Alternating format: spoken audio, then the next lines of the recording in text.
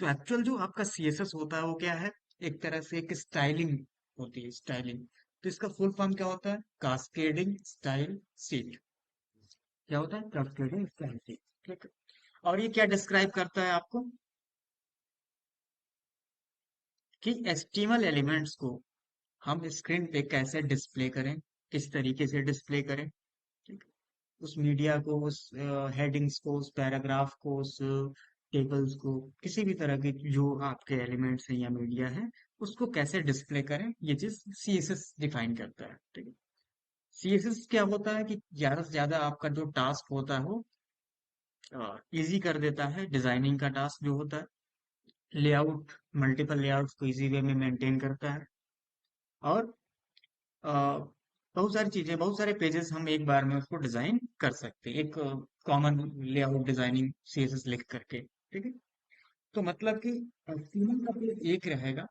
हम अब इसमें क्या होता है कि हम सीएसएस के थ्रू भी रिस्पॉन्सिव डिजाइन कर सकते हैं। रिस्पॉन्सिव का मतलब कि वही पेज फोन में भी प्रॉपर वे में खुलेगा। ठीक, उसके लेंथ के अकॉर्डिंग, हाइट के अकॉर्डिंग। ठीक है। अगर वही आपको पेज प्रॉपर वे में ओपन करना हो, किसमें? आपको पीसी में या टैबलेट में, तो उसमें भी आप प्रॉपर वे में ओपन कर सकते हो। इसका मतलब क्या? इस तरह के डिजाइनिंग को बोलते हैं रिस्पॉन्सिव डिजाइनिंग। रिस्पॉन्स का मतलब कि अलग अलग डिवाइसेस में वो अपने आप एडजस्ट हो जाए और सही तरीके से दिखे। ठीक है। मतलब कई जगह इमेज कट करके आता है, कई जगह इमेज सही नहीं आता है, इसका मतलब वो वेबसाइट रिस्पॉन्सिव डिजाइन नहीं है। ठीक। तो रिस्पॉन्सिव का मतलब अलग अलग डिवाइस इन्वायरमेंट में वो अपने आप फिट हो जाए, सुटेबल हो जाए, और उसकी जो हाइट एंड विड्थ है उसके हिसाब से वो कवर अप हो जाए। ठीक है। तो उसको बोलते हैं रिस्पॉन्सिव डिजाइन। ठीक है। तो सीएसएस इसमें भी हेल्प करता है। ठीक है? तो सीएसएस बहुत सारे बेनिफिट्स आपको प्रोवाइड करता है डिजाइनिंग के लिए, या जो भी चीजें आप डिफाइन करते हो। ठीक है। देन क्या फीचर और प्रोवाइड करता है कि अगर मान लो आपके पास मल्टीपल पेजेस हैं, पेज वन, पेज टू, तीन चार पेजेस अगर मैं टेबल बना लिए, तो उस पेजेस के लिए हम अलग अलग सीएसएस भी लिख सकते हैं। अलग अलग सीएसएस फाइल बना करके उसको हम कनेक्ट कर सकते हैं, और उसके लिए अलग डिजाइन डिफाइन कर सकते हैं। ठीक है। तो या हम एक ही सीएसएस फाइल को अटैच कर सकते हैं, या अलग अलग सिंगल फाइल को डिफाइन कर सकते हैं। अब डिपेंड करता है आपके ऊपर। देन अब इसको डिफाइन कैसे किया जाता है, तो हम वीएस कोड ओपन करेंगे सबसे पहले। वीएस कोड मैंने ओपन कर लिया यहाँ पे।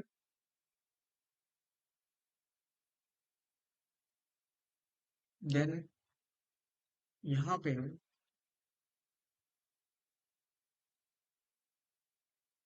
जो ऑलरेडी फोल्डर क्लोज्ड है, क्लोज फोल्डर, और एक फोल्डर यहाँ पे क्रिएट करेंगे, ओपन फोल्डर। और कहाँ पे जाएंगे? डेस्कटॉप पे। और मैंने यहाँ पे लिख दिया CSS क्लास। ओके। तो CSS क्लास यहाँ पे सेलेक्ट कर लिया, और ये फोल्डर सेलेक्ट हो गया, तो ये फोल्डर हमारा यहाँ पे ओपन हो गया, हमारे VS कोड में ओपन। तो डेस्कटॉप पे वो फोल्डर। देन अब सबसे पहले हमको CSS लिखना भी होगा, तो HTML फाइल बनानी पड़ेगी, क्योंकि हम HTML पे ही अप्लाई कर सकते हैं क्या? CSS file. ठीक है। तो सबसे पहले हमको रिक्वायरमेंट क्या है? तो HTML फाइल होनी चाहिए। ठीक। तो सबसे पहले मैंने यहाँ पे HTML फाइल डिफाइन की। यहाँ पे लिखा,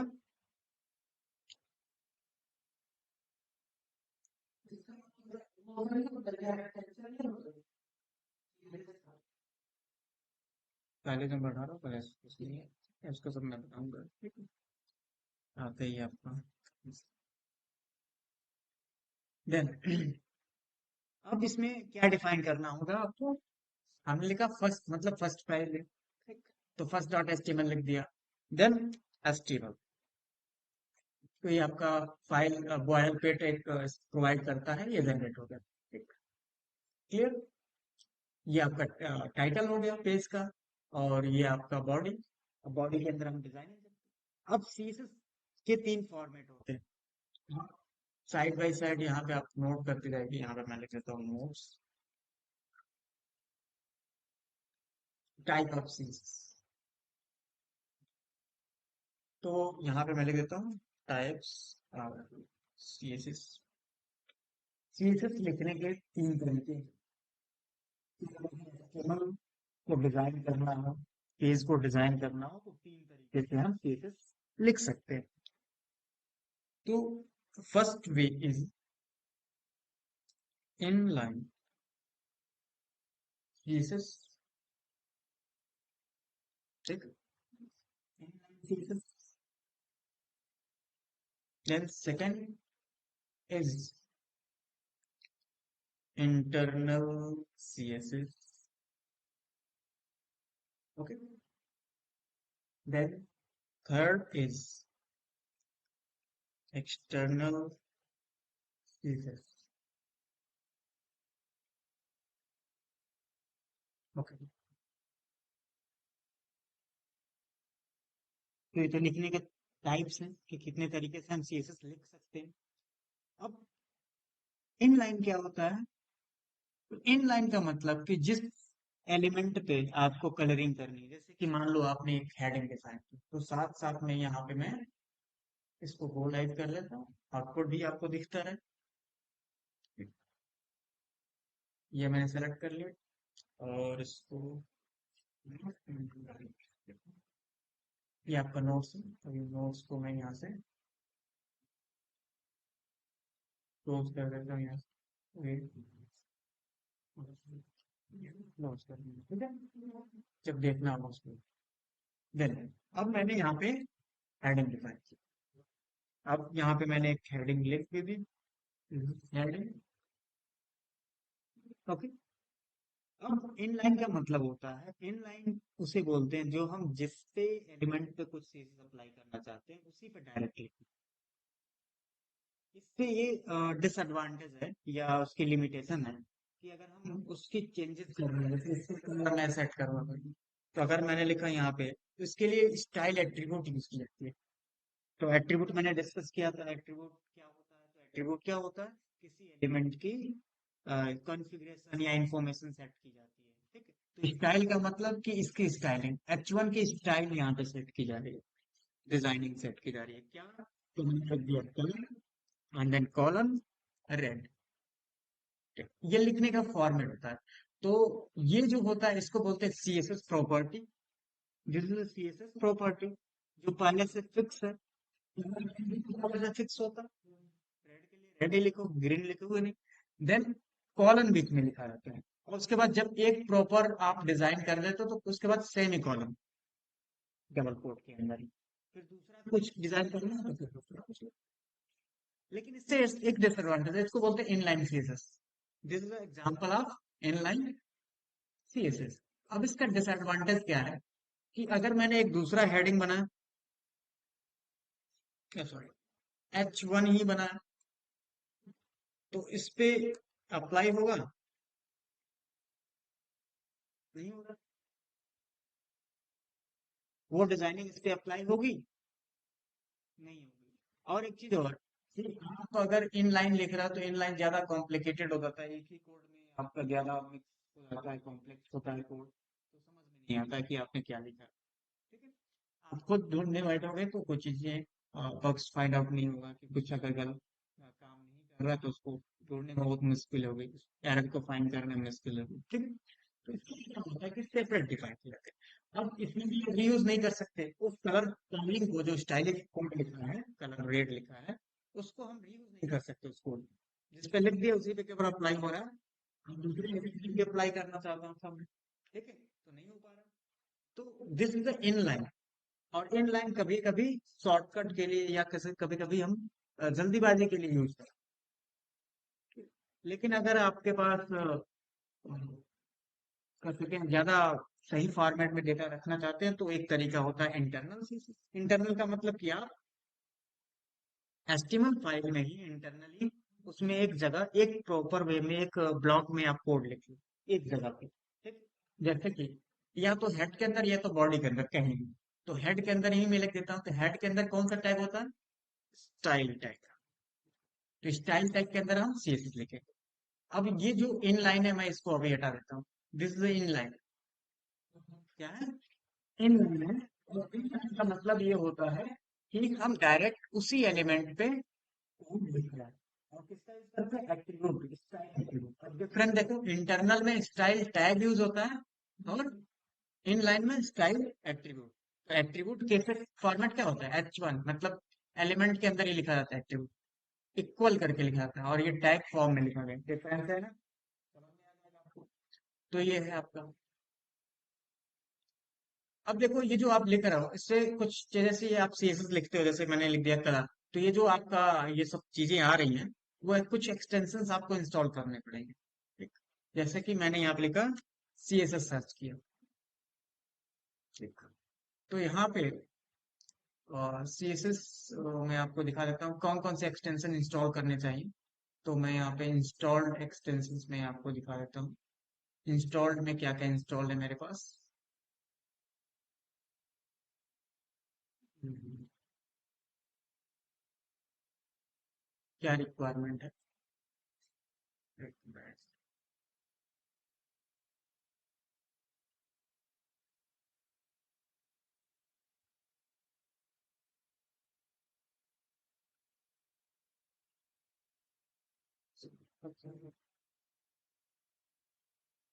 सीएसएस के लिए केवल आप एचटीएमएल भी गिर जाओगे तब भी बोलता है एचटीएमएल एंड सीएसएस होता है।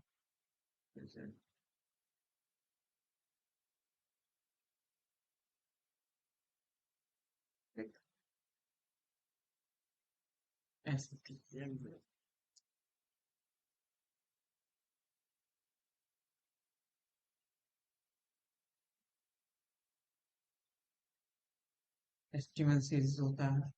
बहुत सारे टेम्पलेट होते हैं, लेकिन अगर आप नहीं करोगे तब भी कोई एक्सटेंशन की जरूरत नहीं है, बिना एक्सटेंशन के भी यहाँ पे आपको सजेशंस मिल रहे हैं।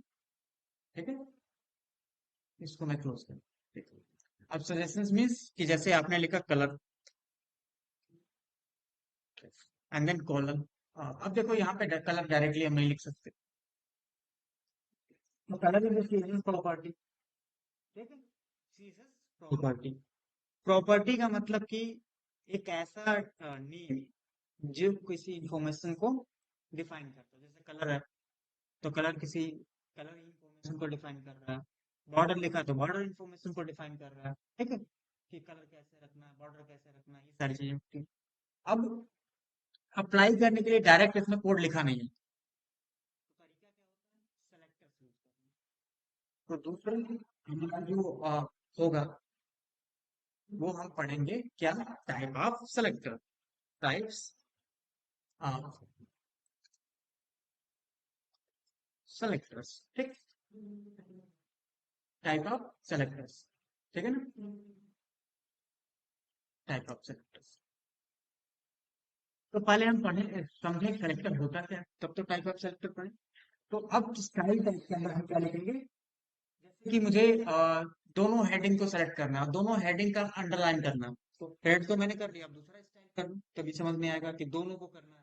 ठीक है? तो दोनों को एक साथ करना है और एक ही बार मुझे कोड लिखना है, दो बार रिपीट नहीं करना है। तो यहाँ पे मैं सेलेक्ट कर लूंगा H1। तो यहाँ पे एलिमेंट का नाम लिखूंगा, किस एलिमेंट को सेलेक्ट करना है? H1। ठीक है, देन स्टार्ट एंड क्लोज, ये रैप कर लिया मैंने एक ब्लॉक बना के, स्टार्ट करके और क्लोज करके। ठीक, तो इसको बोलते हैं सेलेक्टर।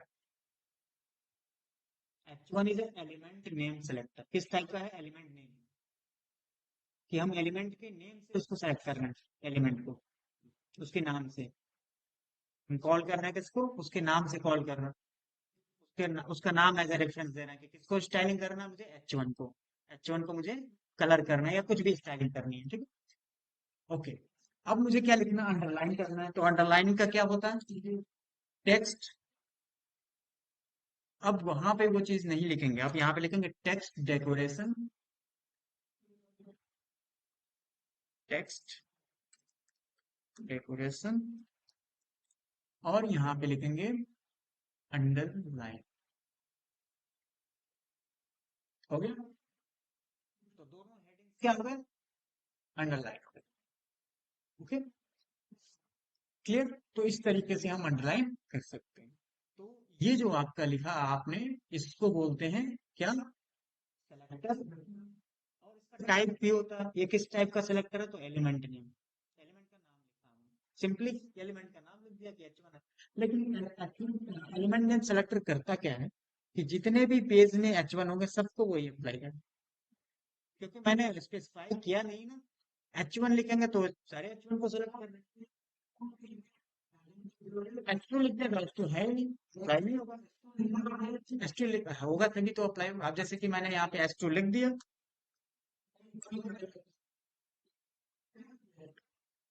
इसको इसी को H2 में कन्वर्ट कर देंगे, ठीक है। तो इसको अगर H2 कर दें तो उस पर अप्लाई होगा ही।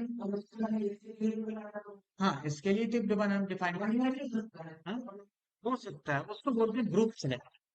मतलब अब ये हम सेलेक्टर टाइप पढ़ेंगे तो समझ लेंगे, इसको सेलेक्टर बोलते हैं। सेलेक्टर हमको ये डिफाइन करता है कि हम किसको सेलेक्ट करने हैं, ठीक है। इसमें कॉम्प्लेक्स मतलब एडवांस सेलेक्टर भी होते हैं। अभी हम बेसिक सेलेक्टर की बात करें तो बेसिक सेलेक्टर कितने टाइप के होते हैं वो मैं आपको यहाँ पे एग्जांपल, तो टाइप ऑफ सेलेक्टर में first is a basic. Basic और बोल सकते हो सिंपल सेलेक्टर। अब बेसिक सेलेक्टर में कौन कौन से सेलेक्टर आते हैं, तो यहाँ मैं लग दिया ए। बेसिक में पढ़ना तो ए मैंने लिख दिया यहाँ पे element, element name selector. Second जो अभी आपने बोला ग्रुप, तो ग्रुप का मतलब क्या होता है, जैसे कि देखो आप ग्रुप, जैसे कि यहाँ पे हम गए और H1 और H2 दोनों पे अप्लाई करना है, तो मैंने कहा कामा H2 पे भी अप्लाई कर दो बैकग्राउंड, तो हो गया H2। हाँ, तो ग्रुप का मतलब क्या होता है, हम कॉमा करके ग्रुप बना देते हैं। अब ग्रुप का मतलब कि मैंने कहा कि भाई इस पे भी अप्लाई कर दो, इस पे भी अप्लाई कर दो, इस पे भी अप्लाई कर दो, ठीक है। तो मुझे वो कोड रिपीट नहीं करना पड़ेगा। अगर हम कॉमा नहीं देते तो हमको क्या करना पड़ता है, ये चीज ऐसे रिपीट करनी पड़ती है। ये हटा दो, समझ लो ऐसे H1 के लिए अलग, H2 के लिए अलग लिखना पड़ता है। लेकिन अभी काम कर रहा है, अब मैं इसको हटा दूं तो अब यहाँ पर भी लिख लूं H2, तो वो चीज रिपीट नहीं करनी पड़ती मुझे। सेलेक्टर से होता था।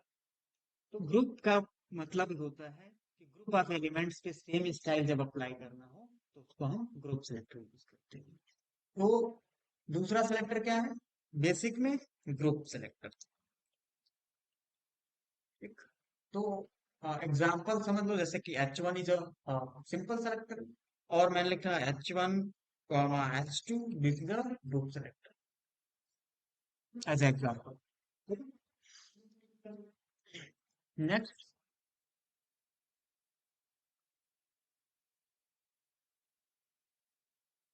Universal selector, universal selector, okay. तो यूनिवर्सल सेलेक्टर क्या होता है आपका, what is universal selector.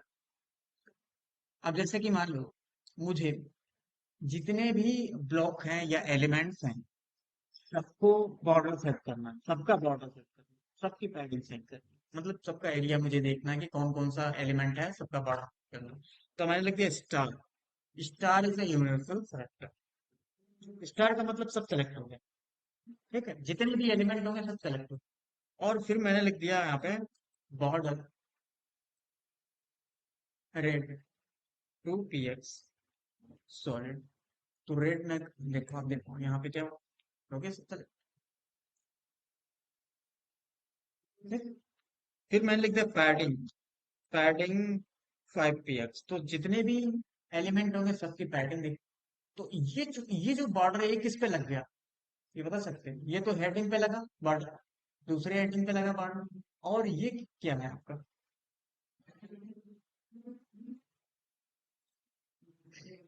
Padding area का बोल सकते हैं। ये बॉर्डर किसका है, कितने एलिमेंट हैं इसमें, दो हैं। बाकी जो दो बॉर्डर किसके हैं, बॉडी का और एक्सट्रीम का, हेड का नहीं। हेड विजिबल नहीं होता। क्या होता है, एक्सट्रीमल विजिबल होता है और HTML के अंदर बॉडी और उसके अंदर जो भी होगा वैसा है जो है, ठीक है। तो लगाने से क्या होता है, सबकी बॉर्डर सेट हो गई। और सबकी बॉर्डर मीन्स कि आपका यहाँ पे देख सकते हो, पहले HTML का बॉर्डर सेट हुआ, देन उसके अंदर बॉडी का, एंड देन बॉडी के अंदर ये दोनों का बॉर्डर सेट हुआ। Clear?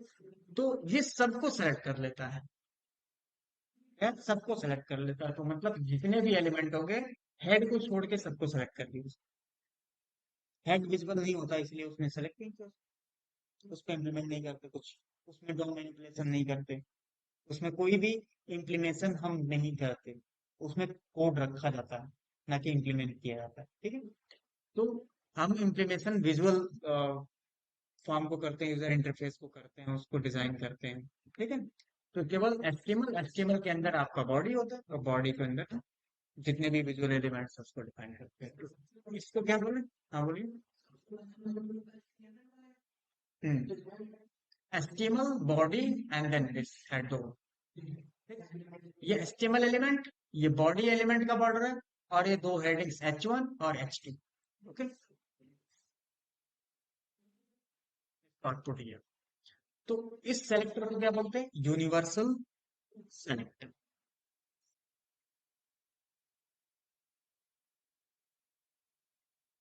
Okay. This is a universal selector.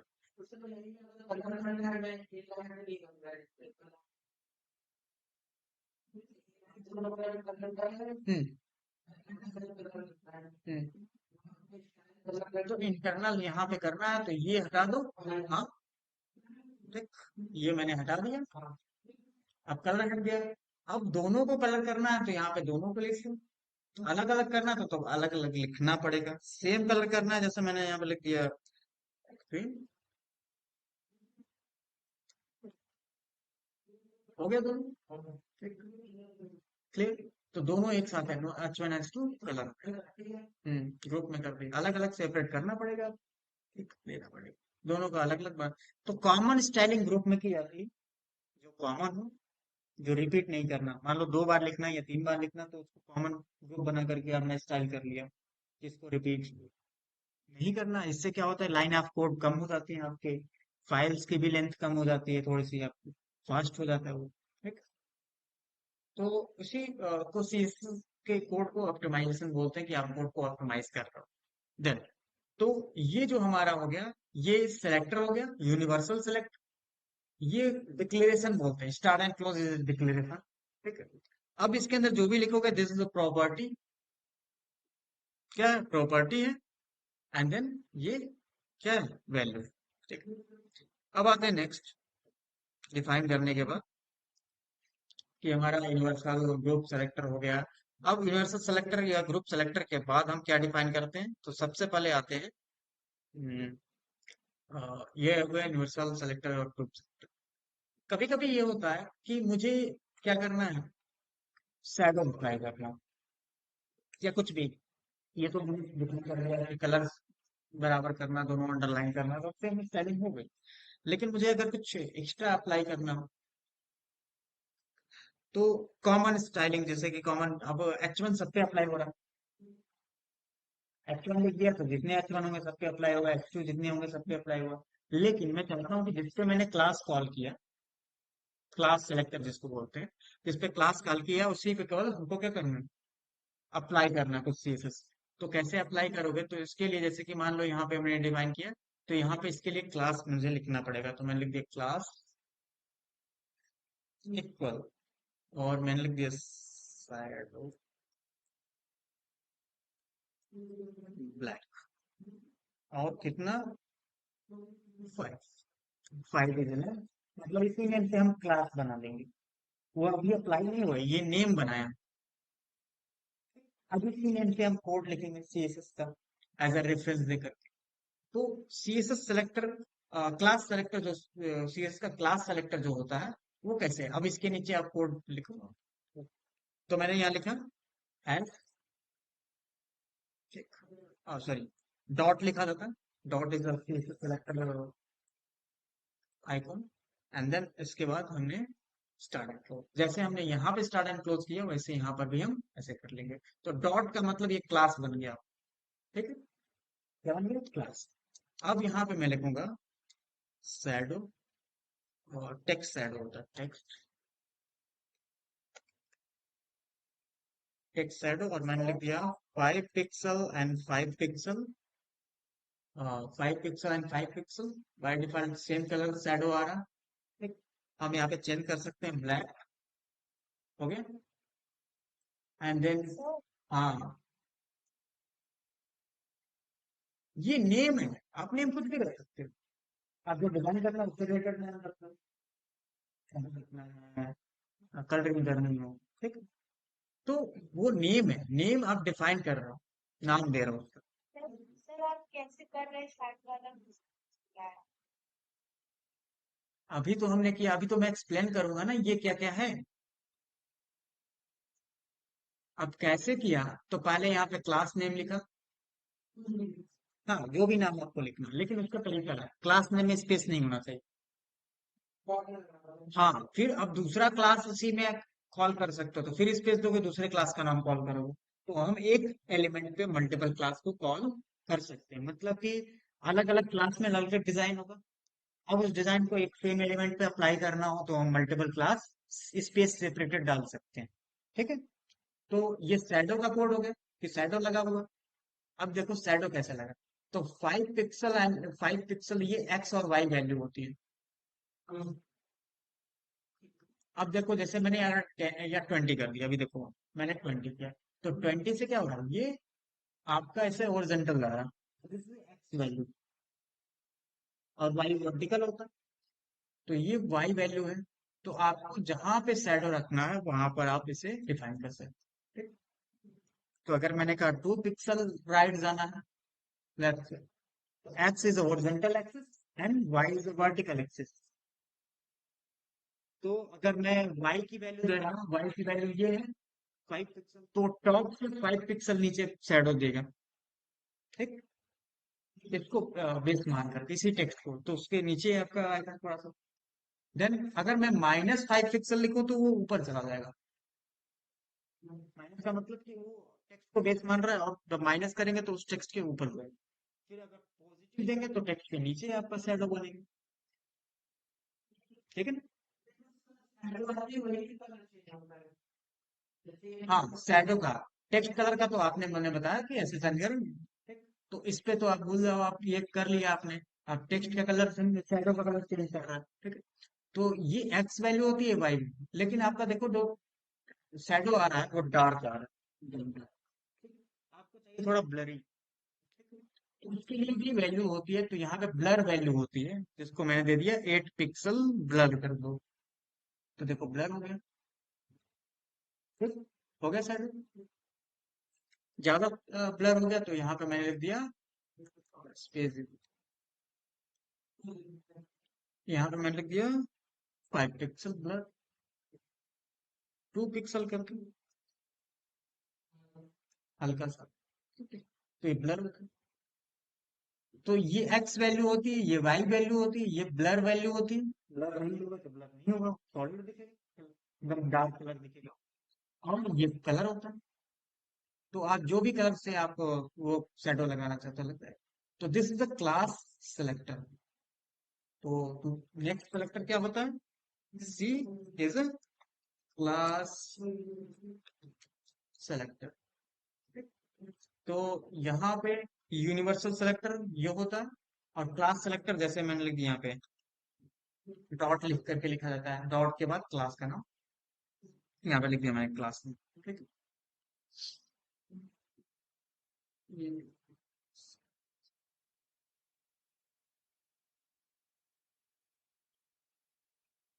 यहाँ पे मैंने क्लास में लिख दिया। तो कितने हो गए, ये हो गए।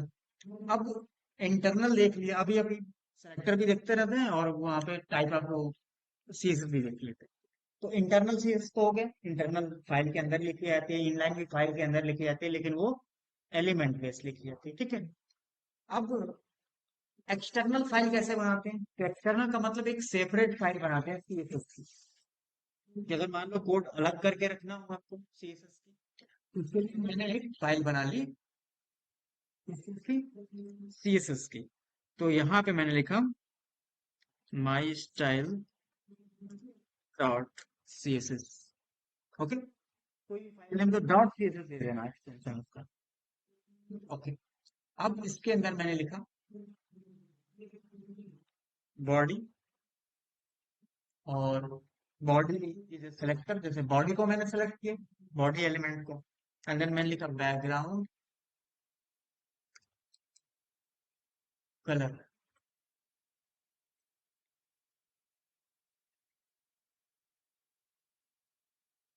LL, ठीक है। अब बैकग्राउंड कलर येलो लिख दिया, लेकिन अप्लाई तो हुआ नहीं। कैसे अप्लाई होगा? तो हेड के अंदर ही आपको यहाँ पे लिंक करना पड़ेगा उस फाइल को। ठीक है? तो लिंक करने के लिए क्या लिखा जाता है? Link tag. तो लिंक, और लिखोगे आप CSS, और यहाँ पे आप लिखोगे माई स्टाइल डॉट CSS। हो गया। जैसे ही लिंक करोगे तो अप्लाई हो जाएगा। ओके,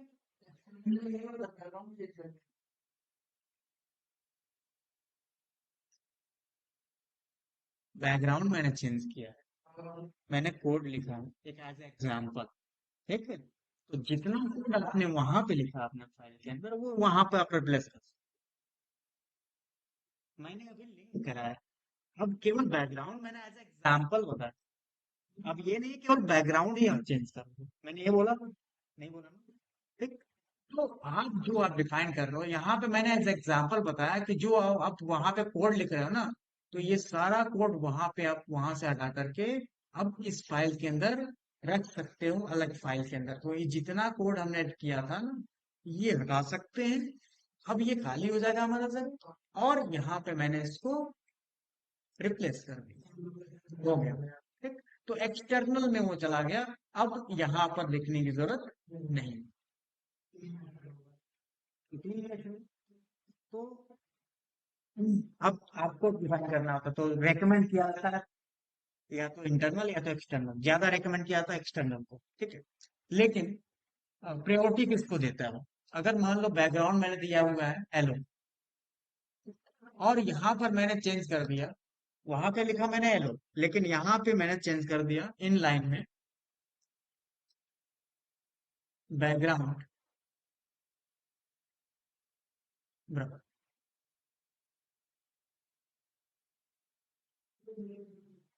वहां पे लिखा मैंने एलो, लेकिन यहाँ पे लिख दिया मैंने ब्राउन। तो क्या है, वो किसको प्रायोरिटी दे रहा है? अपने लोकल CSS को, जो उसके सबसे नजदीक। तो पहली फर्स्ट प्रायोरिटी उसकी क्या होती है?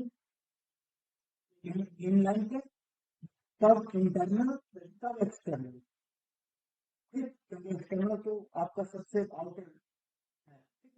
इन लाइन उसको रिप्लेस कर देता है, उस चीज को, जो एलो था उसको रिप्लेस करके क्या कर दिया। तो अगर दो कोड है, वो कन्फ्लिक्ट कर रहा है, तो दोनों जगह पे एक ही कोड लिखा है।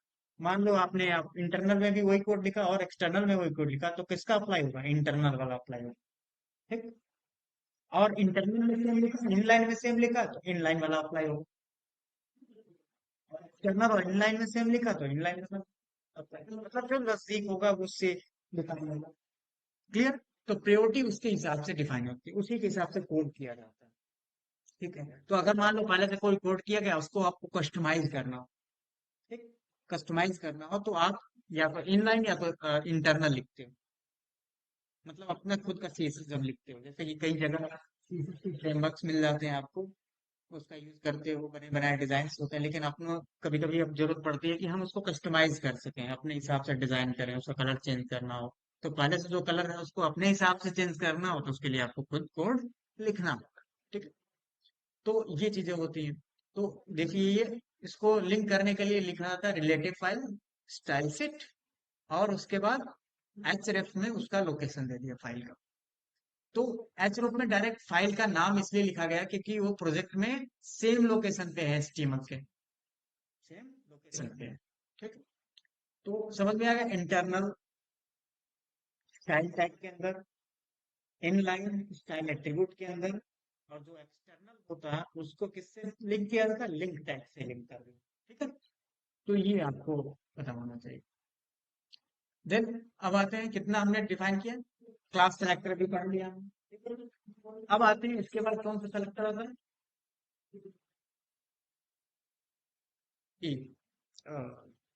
ID selector.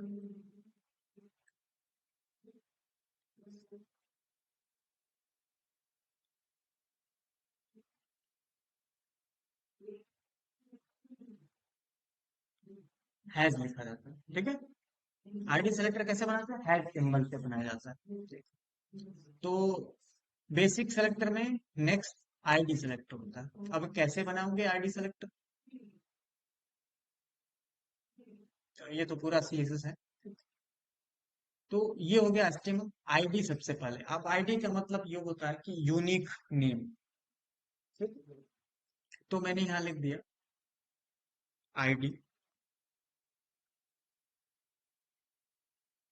फर्स्ट। तो फर्स्ट हेडिंग को मुझे क्या करना है, यूनिक स्टाइलिंग करनी है। अब इसको कैसे करेंगे, तो यहाँ पे मैं जाऊंगा सीएसएस फाइल में,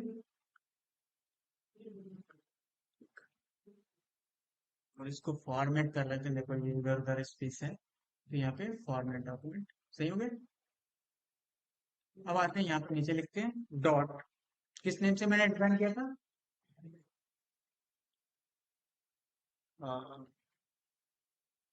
लिखो फर्स्ट हेडिंग लिखा था, ठीक है। इसी नेम से क्या बनाना पड़ेगा, आपको सेलेक्टर बनाना पड़ेगा।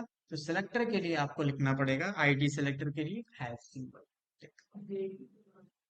इसमें डॉट होता था क्लास में, इसमें हैश लिख देंगे, ठीक। और फिर उसी नेम को जो वहां पे हमने लिखा था, उसी नेम को यहाँ लिख दो। फिर इसमें भी वही तरीका, स्टार एंड क्लोज करो। अब मान लो इसमें कुछ और डिजाइनिंग आपको करनी, तो फर्स्ट हेडिंग को मुझे वाइट कलर करना है, ठीक है, कि हमेशा जो फर्स्ट हेडिंग हो वो कौन से कलर से दिखे, वाइट से। Okay, you apply. अब ये आईडी है। आईडी हम मल्टीपल नहीं करते, एक एलिमेंट पे एक ही आईडी होती है, और उस आईडी को फिर दोबारा कहीं रिपीट नहीं किया जाता, ठीक है। इसका मतलब कि अगर सीएसएस के साथ आईडी सेलेक्टर यूज किया जा रहा है, तो इसका मतलब कि हम यूनिक स्टाइलिंग कर रहे हैं उस पेज पे, उस आईडी पे वही स्टाइलिंग होगी, और उसके बाद वो स्टाइलिंग रिपीट नहीं होगी, नहीं कर सकते।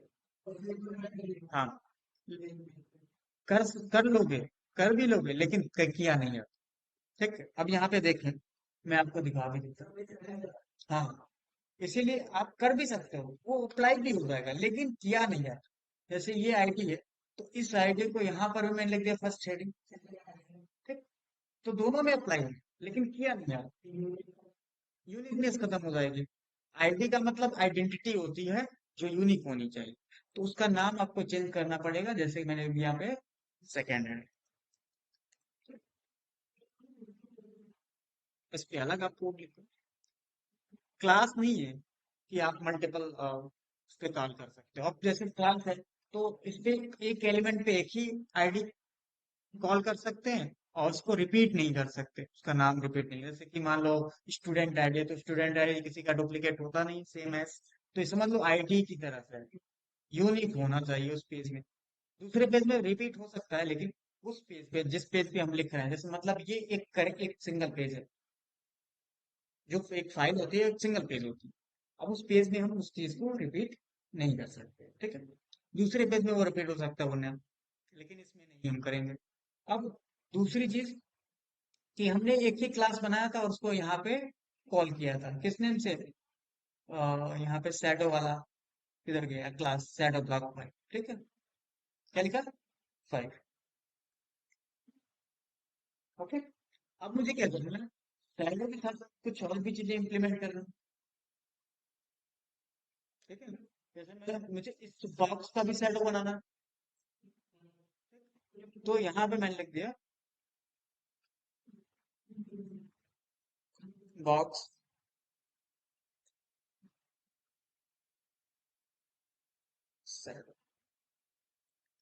बॉक्स शैडो लिख दिया, ठीक है, बस ऐसे लिख दिया।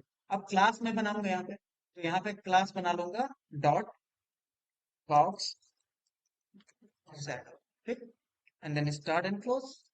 और इसके अंदर मैं लिखूंगा बॉक्स। अब देखो जैसे टेक्स्ट शैडो बनाया था ना, सेम एज इसका भी कोड होता है। तो बॉक्स शैडो लिखा, इसमें भी देखो मैंने 2 pixel and 5 pixels and white लिख देता हूँ। ये शैडो का, ये शैडो का बॉक्स का शैडो, बॉक्स मतलब एक कंटेनर का। टेक्स्ट शैडो जैसे टेक्स्ट शैडो, बॉक्स का मतलब कंटेनर का हो जाएगा, ठीक है। अब इसमें मुझे करना क्या था, थोड़ा ब्लरी इसमें इफेक्ट डालना होगा, तो मैंने 4 पिक्सल इज अ ब्लरी, थोड़ा और ब्लर करना है तो इसको ग्रे कर लेते हैं।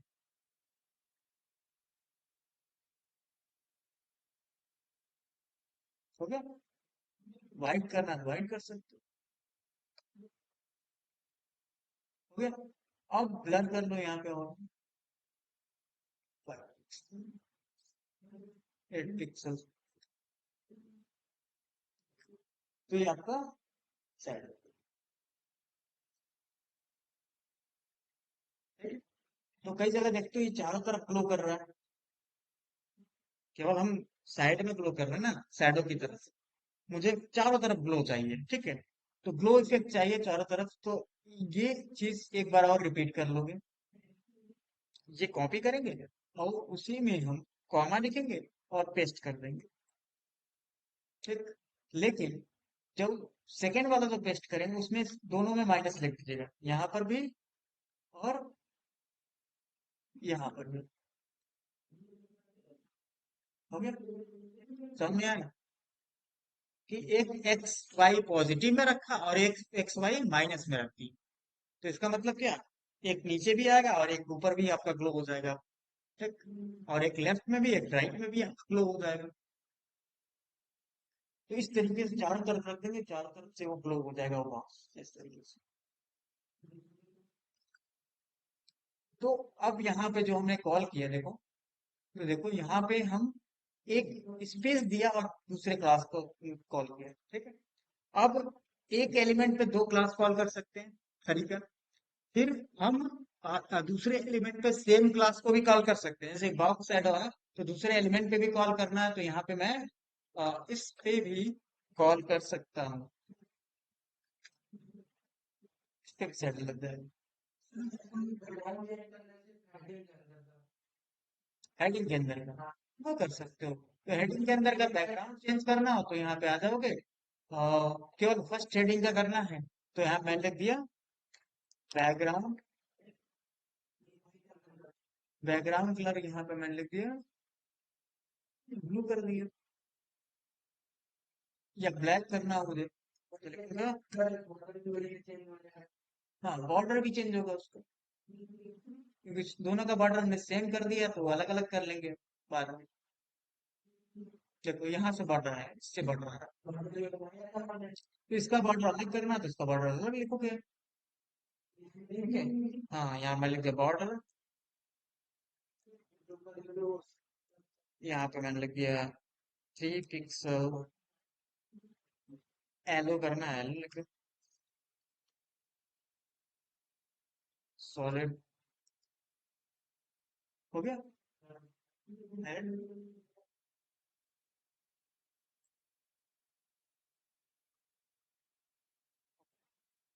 तो हमने आज क्या डिफाइन किया क्लास में, टाइप ऑफ सीएसएस, ठीक है, टाइप ऑफ सीएसएस डिफाइन किया। और क्या डिफाइन किया, सेलेक्टर्स में पहला सेलेक्टर हमने पढ़ा सिंपल एंड बेसिक सेलेक्टर, जिसमें हमने सिंपल और बेसिक सेलेक्टर में क्या डिफाइन किया, element name selector, group selector, universal selector, ठीक है। ओके। अब एक चीज और डिफाइन कर सकते हैं, क्या डिफाइन करना हो, कि अगर मैंने लिखा सीएसएस, यहाँ पे लिखा